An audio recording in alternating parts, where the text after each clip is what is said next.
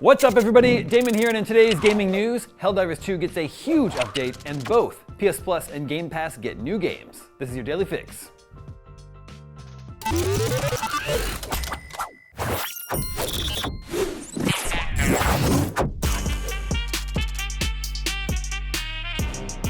Helldivers 2 developer Arrowhead has released the long-awaited update 01.001.100, which tweaks the game balance, weapons, and stratagems as part of a significant overhaul that aims to bring lapsed fans back into the game by making it easier. The PC and PlayStation 5 co-op shooter has changed anti-tank, armor penetration, and health values, rebalanced weapons and stratagems, reworked enemies, reworked gas, added a new Galactic War feature and emote wheel, and fixed a long list of bugs. Problems with the game, not the bugs you kill in the game. The Galactic War map can now display the location of strategically important assets. Arrowhead said this will make it much easier for players to take them into consideration when deciding their next move. The new emote wheel feature lets players equip up to 4 emotes in the armory and access them by holding the emote button. The patch arrives 2 days before the next premium Warbond, dubbed Chemical Agents, which launches September 19th. Thank you for your valuable feedback, Arrowhead said in the patch notes. Many players have expressed feeling constrained in how they approach challenges, often relying on a limited set of tools, while other options seem less effective. This has impacted your ability to play the game in a way that suits your preferences. Our goal is to improve the effectiveness of weapons such as the autocannon, heavy machine gun, flamethrower, and anti-material rifle against heavily armored enemies. Although they may not be as effective as specialized anti-tank weapons, they are now more viable choices, making your loadouts more versatile, fostering better team collaboration and planning. Even though sentiment seems to have turned against Helldivers 2 as of late, it's still the second best-selling game of the year. We'll see if patch 01.001.100 is the one to get people back on board. Lapsed Helldivers 2 players, I'd love to know, was the game too difficult? Is that what was keeping you away? Let me know in the comments.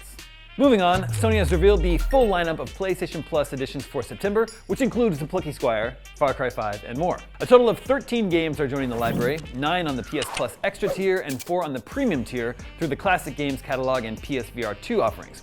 They're available today, September 17th. The Plucky Squire is certainly the headline game this month as it launches straight onto PS Plus, letting players explore its blend of 2D and 3D gameplay elements. IGN give it a 7 out of 10. Far Cry 5 takes players to the rural US as they look to escape from and destroy a doomsday cult attempting to take over the entire country. I liked this one a lot. We gave it an 8 out of 10. Adventure and exploration game Night in the Woods is up next. Released in 2017, IGN also gave it an 8 out of 10. On a very different note, Chernobylite is a science fiction survival horror experience mixing free exploration of its disturbing world with challenging combat, unique crafting, and non-linear storytelling. It was released in 2021 and has a sequel on the way.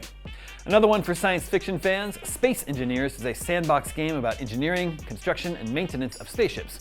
It was announced a decade ago, but only arrived in 2019 and joined PlayStation Plus rival Xbox Game Pass in February this year.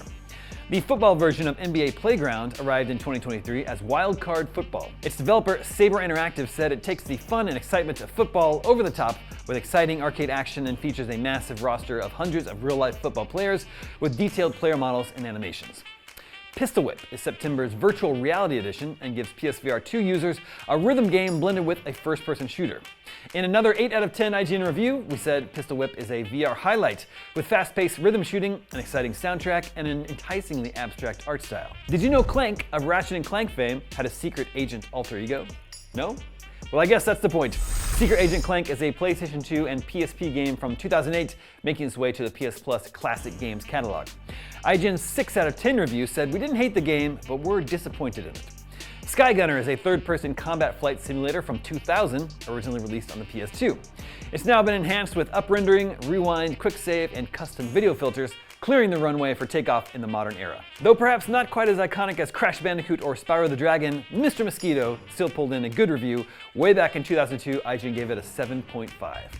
Also being added today are Under the Waves, Road 96, and Ben 10. So that's 13 games added to PS Plus today. What's going on over at Xbox Game Pass? Well, Microsoft has announced the Xbox Game Pass September Wave 2 lineup. Just 3 editions are coming, all of which are strategy games. Wargroove 2 arrives on September 19th. Frostpunk 2 arrives as a Day 1 title straight into Game Pass on September 20th, and Ara History Untold launches on PC straight into Game Pass on September 24th. Wargroove 2 is Chucklefish's Advance Wars-like sequel released last year. IGN's review returned an 8 out of 10. We said Wargroove 2 is still one of the best tributes to Advance Wars out there, and bigger than its predecessor in every way, even though otherwise not much has changed. Frostpunk 2 is the hotly anticipated city-building survival sequel from 11-Bit Studios. We gave it an 8 out of 10.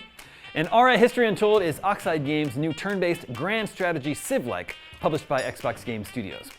September's Wave 2 was the first Game Pass update from Microsoft since its controversial introduction of its new standard tier, which does not include a number of first-party games such as Call of Duty Modern Warfare 3, Starfield, or Diablo 4. Game Pass Ultimate has risen from $17 to $20 a month and still includes all the typical benefits. Microsoft said the standard tier would be denied access to specific entries to the Game Pass Ultimate library, and that list has now been revealed to be fairly extensive. And that is your Daily Fix for Tuesday, September 17th. Now that you're caught up on the news, watch our Frostpunk 2 review. I'm Damon Hatfield, and for all your video game news, stay tuned to IGN.